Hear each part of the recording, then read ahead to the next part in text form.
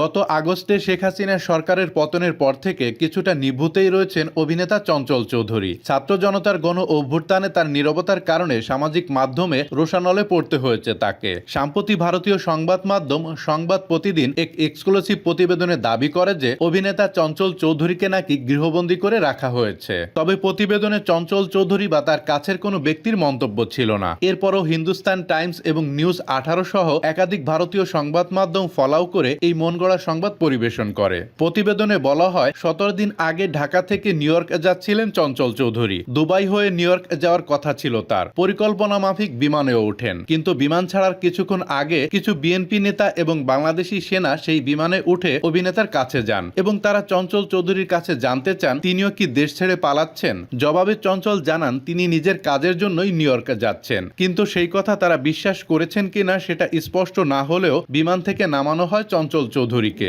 ভারতীয় সংবাদ মাধ্যমের দাবি, এরপরই গৃহবন্দী করা হয়েছে চঞ্চলকে। তবে বর্তমানে নিজের বাড়িতেই অবস্থান করছেন এই অভিনেতা। বিষয়টি নিয়ে চঞ্চল চৌধুরীর সঙ্গে যোগাযোগ করা হলে তিনি বাংলাদেশের সংবাদ মাধ্যমগুলোকে বলেন, এমন কোনো ঘটনাই ঘটেনি আমার সঙ্গে, এই খবরের কোনো সত্যতা নেই, পুরোপুরি মিথ্যা। এমনকি গত কয়েক মাস যাবৎ কোনো সাংবাদিকের সঙ্গে আমার কথাও হয়নি। কিভাবে এ ধরনের সংবাদ প্রকাশ করা হলো তা আমার জানা নেই।